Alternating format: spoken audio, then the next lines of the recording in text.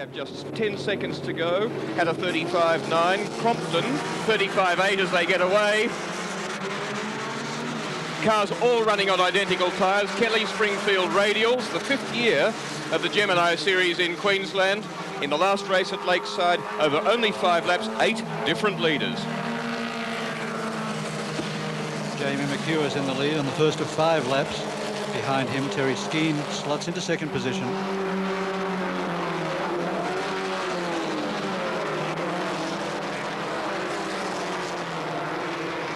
The lap speed represents an average of 120.76 kilometres an hour. The lap record held by David Cunningham, a 35.4. Pole position holder just 3/10 slower. And as you can see, the pace of the cars allows them to get abreast even through the corners, because being on absolutely the right line isn't quite so critical. Around the back section of the track, Isander corner, a quite fast left-hander down to Motorcraft, which is a slow one. Brake hard. Then into Kelly Springfield corner. Skene, as you can see from the middle, the front row heads McHugh, who was on pole. 3rd place is Kim Berger, 93. Now the S's round Qantas Hill, the left-hander, they're in now. There he goes. Car 35 is Wayne Clift.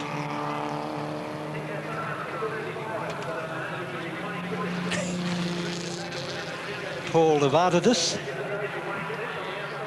And now onto the straight through Brian Burt Ford corner, and the long straight at Surfers, the 3.2 kilometre track.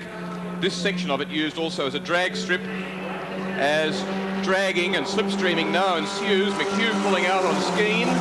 Right up the backside of both of them in 93 is Kim Berger, and now down the inside of them. And into 2nd place goes Berger, but runs wide and is in a pile of trouble. But Surfer's fairly safe, the speed fairly low, and enough room for him to get things back into order, and will be obviously a long way down the field.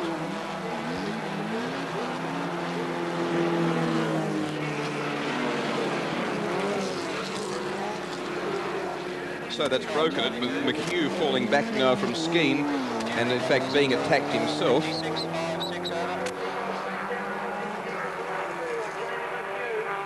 McHugh falls back to 3rd position. This is the 4th round of the Gemini series this year. There will be 7 in all. Kim Berger's lying 2nd in the series. McHugh's leading it, in fact. And holding on very well is Wayne Park, one of the front runners in the Gemini series. In fact, last year was the top point scorer. Off-road expert Paul Zacher won the first 2 years. Jeff Noble the 3rd, then Wayne Park last year. Up into 2nd position now is Terry Quartly, Formula V veteran of some 20 years ago. Now living on the coast. As McHugh ducked right down to the inside in the dark car in 4th position. And covering the shortest distance between the 2 points is the leader, very wisely, Skene. Quartly drops back to 3rd. David Cunningham is in 2nd in 28.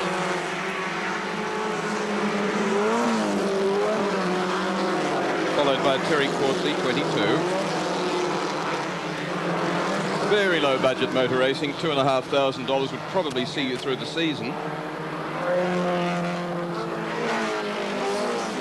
In a car then, which if you're smart enough, you could perhaps dabble up and suggest it had only been used on the road.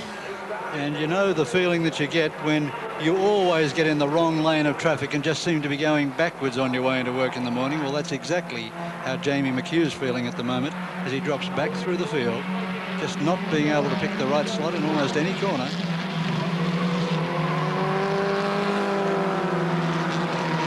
It's a great retirement home for old Geminis.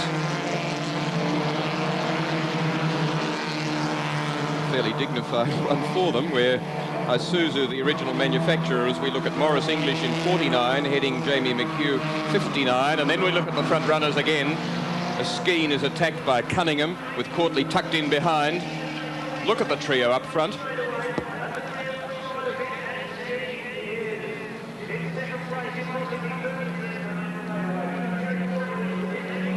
So Cunningham now leads. Skene and Quartly in a ferocious argument as they head to the bridge, pulling about 155 kilometres an hour. And 17 different lines appropriate. Cunningham leads now, Quartly.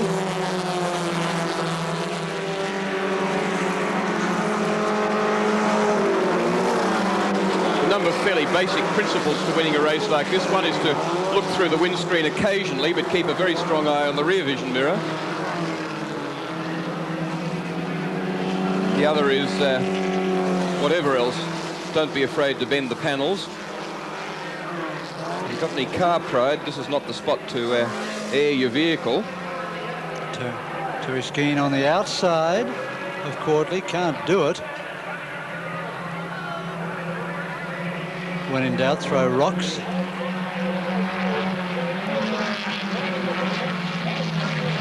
And again, motorcraft corner. And you see they can handle quite well when they get into a violent oversteer slide. Morris English drops back into 5th position as if he's driving an English Morris.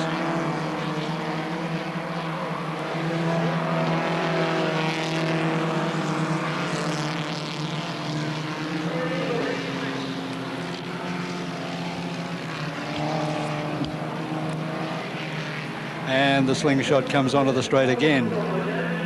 There are 4 lanes down the straight and they intend to cover them all. Cunningham in the lead, Quartly behind him, Skene on the outside. As they complete lap 4, go out on their final. Wayne Park in that bunch as well. It's the 4th car. Cunningham holds it. Quartly's been very fast through the next corner, the hard right-hander. And is positioning himself well for jumping underneath. 47 in 3rd, Park. And he gets his nose in too, but well covered by the car in front.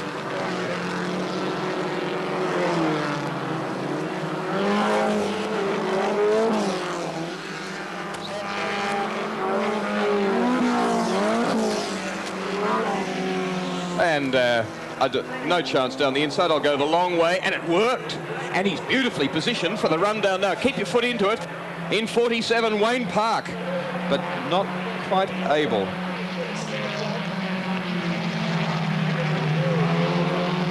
Cunningham wide enough to let Park through. He's done it. And a spin there into the infield. Very common motor racing lose. Park's gone, yeah.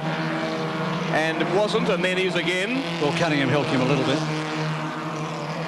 He didn't give him the kiss of life, but he gave him the kiss goodbye. Terry Quartly in 2nd position. So now the accelerative run. With the checkered flag coming out. Down to the flag at the end of lap 5, 16 kilometres. Abreast, but out in front is Cunningham. From then in 90, Skene. And car 22, Terry Quartly in 3rd position. Phil Crompton spinning off on the final lap. David Cunningham having a good straight run to the flag to win by about 4 lengths from Terry Skene and Terry Quartly, weaving up and down the straight to try and throw each other off, but Skene coming out on top.